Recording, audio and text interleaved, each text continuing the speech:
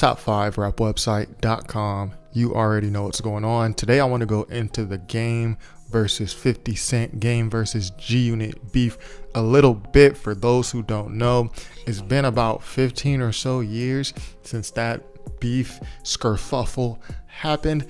And to me, it's common knowledge because I saw it happen in real time. I was listening to those mixtapes. I was anticipating those diss records. But I know for a lot of people, especially people who got into hip hop more recently, younger people, or even people who may not have been up to date on the underground scene back then, they might not know too much about this beef.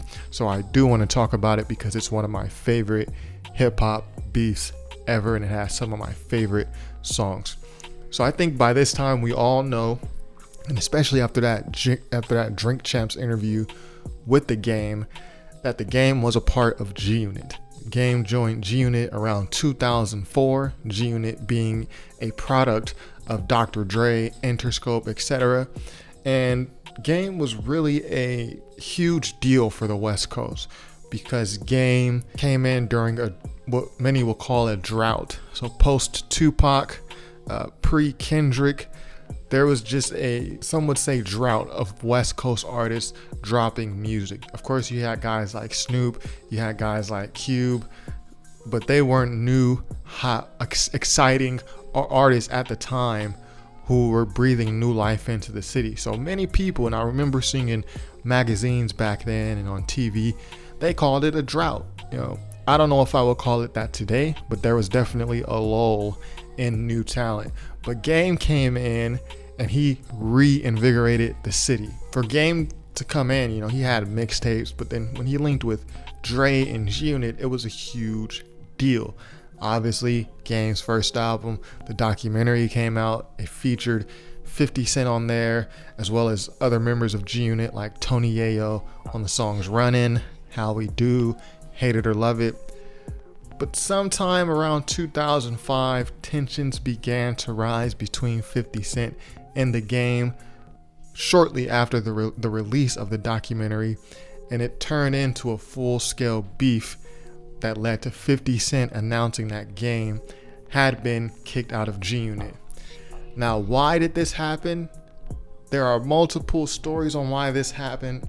Some would say it's because 50 Cent had rap beef with guys like Fat Joe, and Game had no issues with Fat Joe or guys like Jadakiss or Nas, and Game had no issue with these people and didn't want to be involved in it. Some would say other things. I think that's probably a little bit more accurate, especially if you're the Game and you have 50 Cent, you got G-Unit, it's a whole clique, and they're all on the program, but then you have Game, who not only comes out and sells a lot of money, so he's competing already with 50 Cent sales wise, but he's also not joining the program. He's not going at Fat Joe. He's not going at these other guys. So I think that might have some truth from it. But anyways, this turned into a media beef, a media skerfuffle, going back and forth. Words were said. There was a truce called, and it's funny because Game talks about this in his diss records. 50 Cent appears to kiss him on the cheek when they're on the stage together, calling for a truce about the beef, but that wasn't really a truce. In fact, the beef probably got more heated after that fact. And I also forgot to mention that there's a shooting happened. I guess Game mobbed to Hot 97 to approach 50 Cent about being kicked out of the group. 50 Cent security shot at the group of people Game was with, and someone got hit. So that also plays into it. But what I want to talk about is the records, because I feel like this is a part that gets lost on a lot of people because a lot of people might not have saw this beef go down. So Game kicked off this beef with the song 300 Bars and Runnin'. So if you paid attention to Game at the time, he had these number bar song, 100 bars, 200 bars, 300 bars. He even has 400 bars. I think he has 500. With this him just spitting line after line. No hook, no bridges, refrains, no chorus, no BS, only verses. So he had 100 bars dissing Joe Budden at one point. He had 200 bars over the Nothing But a G Thing beat.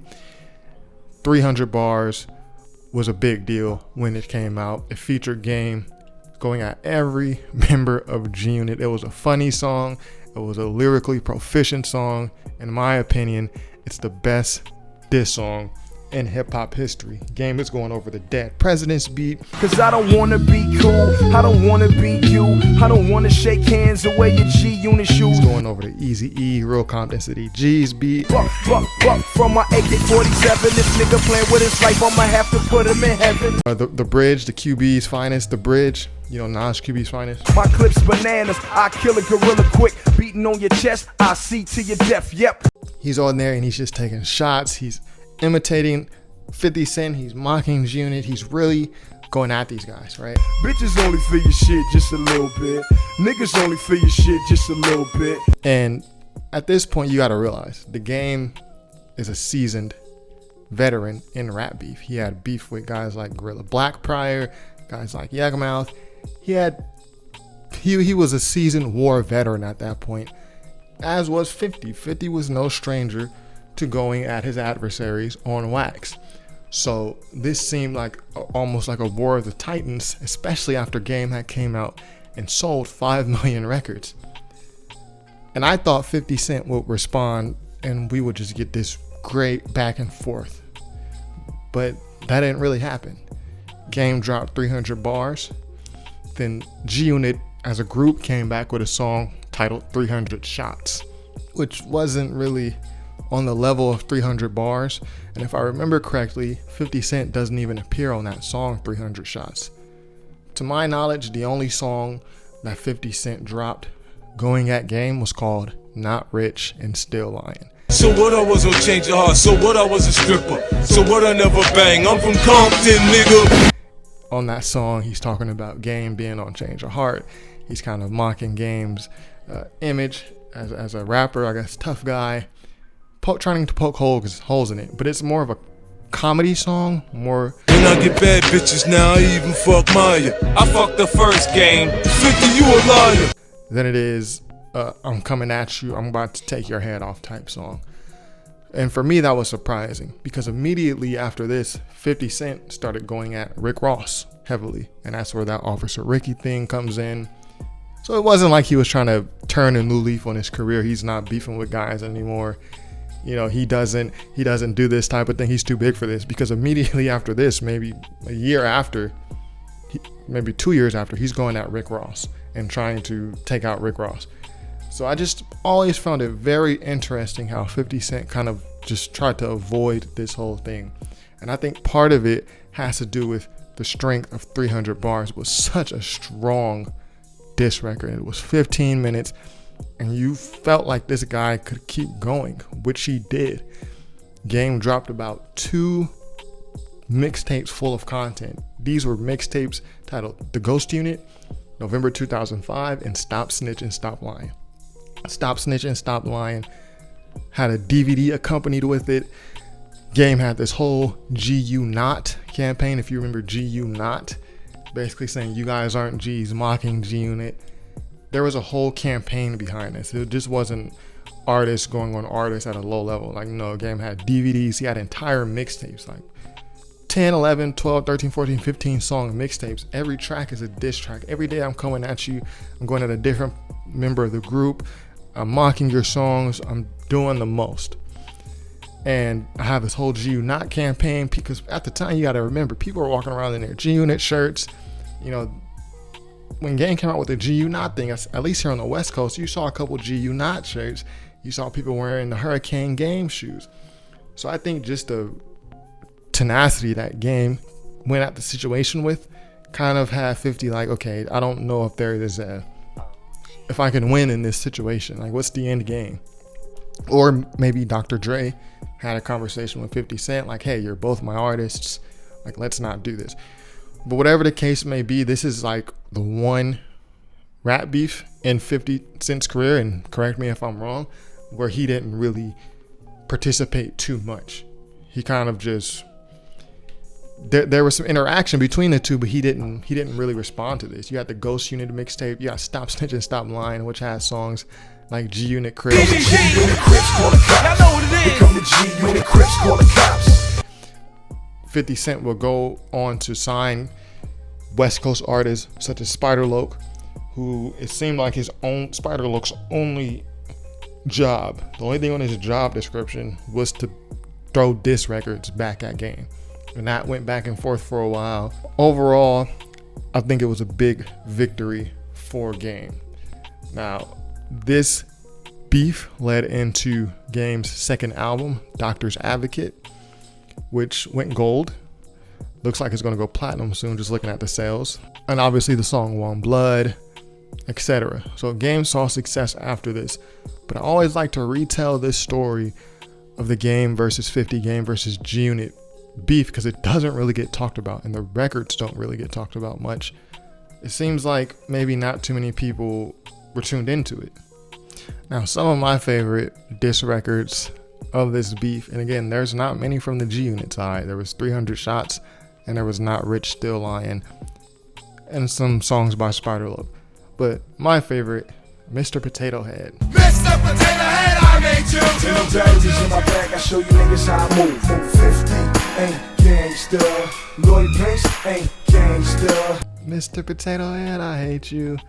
And for me, the mixtape that had all the good songs on it, Ghost Unit was good. That was a really good mixtape overall. You know, that mixtape had Fabulous, Beanie Siegel, G Malone, etc. Nas was on there, Don't Body Yourself remix. But to me, it was a Stop Snitchin', Stop Lyin'.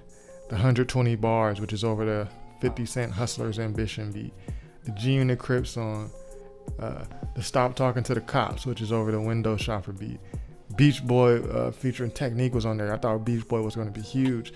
Man, so many good songs in a funny DVD, very entertaining DVD.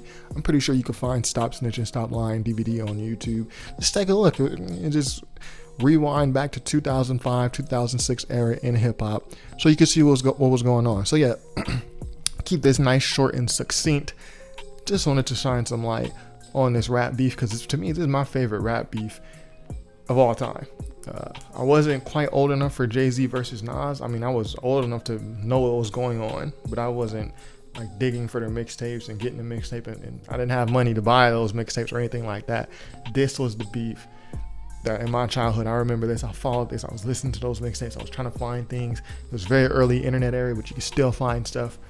And it's a great beef, and to me, it has the greatest diss song of all time, 300 Bars by The Game. Go listen to 300 Bars. It's 15 minutes, all bars.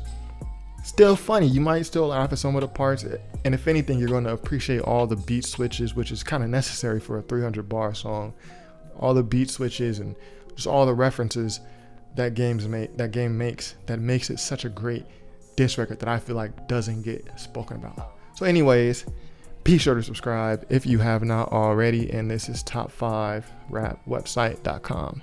Peace.